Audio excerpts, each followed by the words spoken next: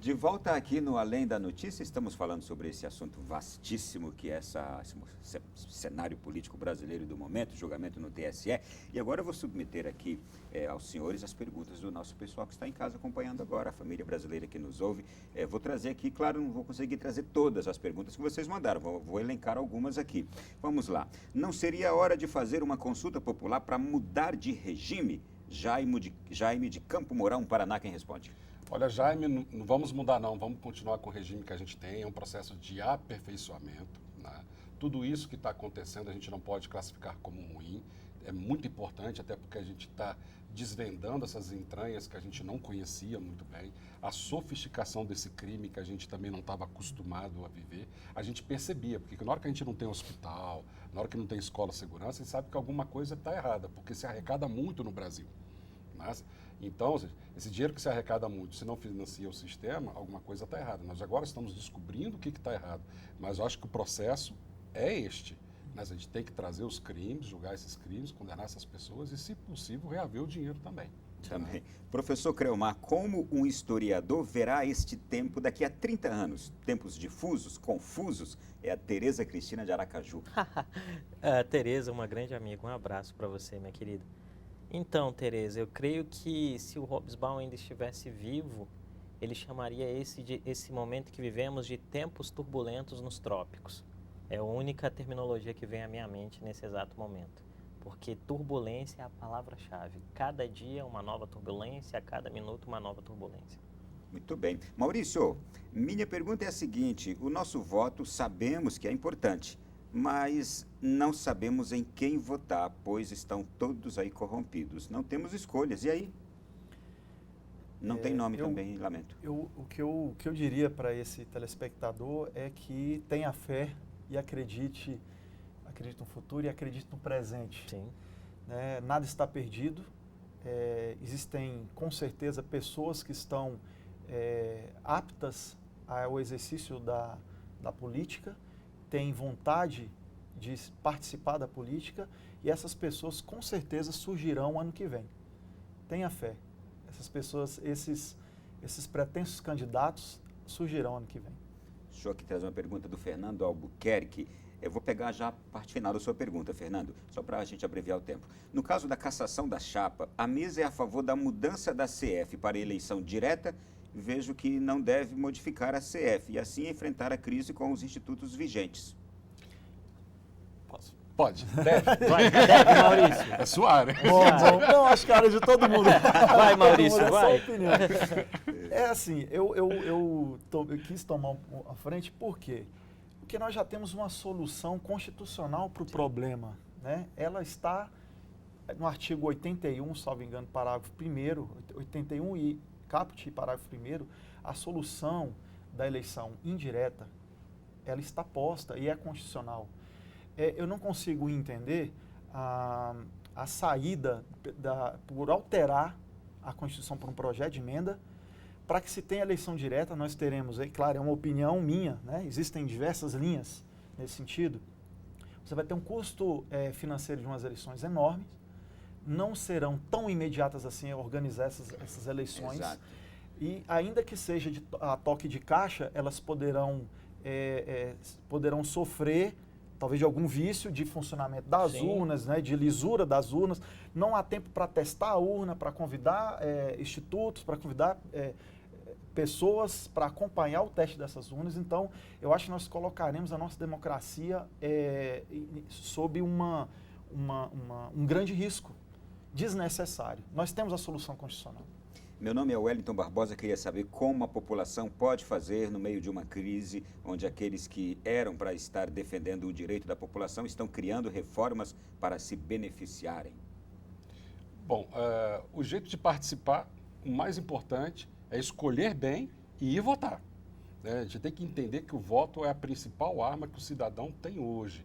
E o segundo é fiscalizar, porque também não adianta você votar, e aí as pesquisas trazem muito bem isso, depois de 60 dias você não lembrar em quem votou. O índice de amnésia eleitoral também beira 25% a 30% de pessoas que você não sabe para quem votou, para ser o seu representante numa Câmara Legislativa, numa Assembleia Legislativa, numa Câmara de Vereadores. Então, ou seja, se você simplesmente entrega o seu voto de qualquer jeito, essas pessoas que estão todas aí, elas não estão lá porque caíram do céu lá. Ou seja, a população tem que entender que foi a população que colocou essas pessoas nos devidos locais. Então, a melhor arma que cada um tem, primeiro, é votar corretamente, participar da política. E a segunda, fiscalizar muito bem, né? Eu acho que a gente tem que exercer esse papel e a gente tem que participar da política. A gente não pode se afastar da política. Afastar é a pior coisa que a gente faz. Mas é aquilo que você falou na primeira resposta nesse bloco também. Tudo que está acontecendo agora não é só ruim. Tem algo bom também acontecendo. Tem algo bom. Nós estamos vendo aí a imprensa atuando, nós estamos vendo as pessoas se interessando cada vez mais. Tem algo bom acontecendo também, não é? Exatamente isso, né? A gente está alfabetizando essa população que até então, né, só entendia política de 4 em 4 anos, no caso de Brasília, ou então de 2 em 2 anos, onde você elege prefeito e vereador. Não, e com né? certeza nas próximas eleições já vai ter gente ali, olha, olhando as coisas erradas, denunciando, brigando, já levando as coisas para a imprensa, jogando o negócio. Eu creio que um fenômeno interessante aí que tem povoado a sociedade de um ponto de vista político no Brasil é o uso cada vez mais massivo das tecnologias de informação, né? Historicamente, nós temos, por exemplo, que políticos aqui e em outros lugares cometem desvios morais, desvios éticos, desvios de conduta dos mais diversos meios e formas. Na história, isso virava folclore, né?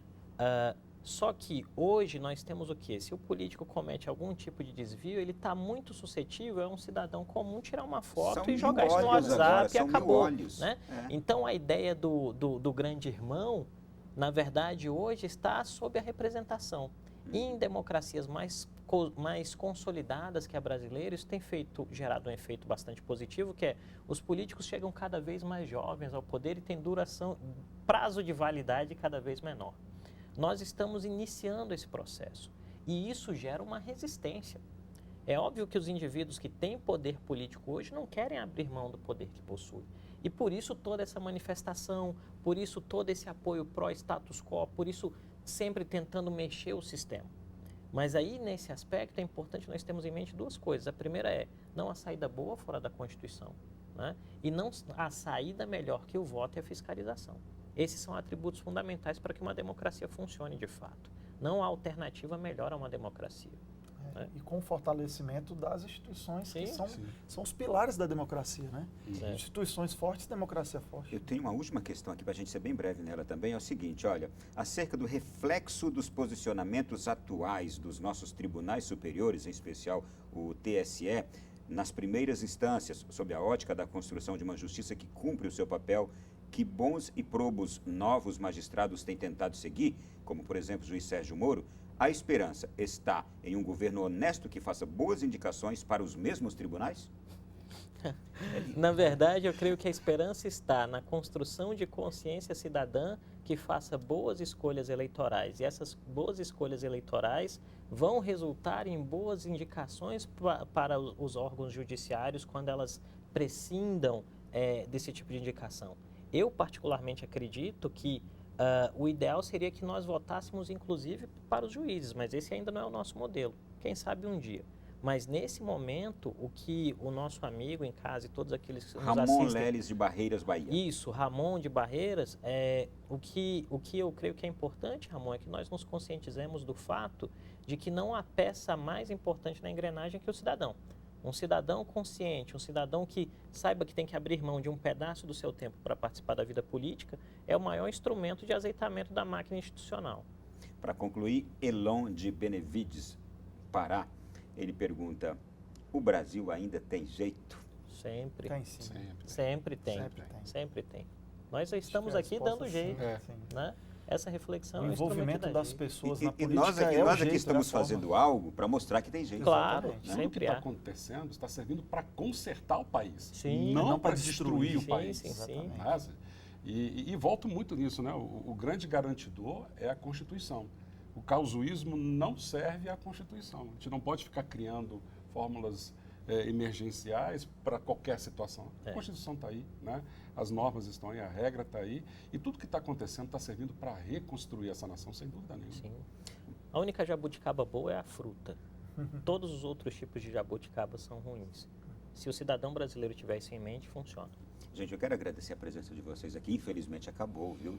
Já vencemos 1 hora aqui. Foi um prazer recebê-los. Eu tenho certeza que de hoje para amanhã muitas coisas acontecerão. Então, tomara que a gente se encontre aí no próximo programa para debater as outras que aconteceram. Obrigado, Alexandre. Vai ser um prazer, né, já para outros convites que a gente tem, porque política é assim, né, como todo mundo diz, né, você olha para o céu, está de um jeito, abaixa a cabeça, olha para o céu, está do outro. Estamos à disposição. Obrigado, Maurício. Muito obrigado também pelo convite. É um prazer enorme debater esses assuntos tão preciosos para todos nós, né?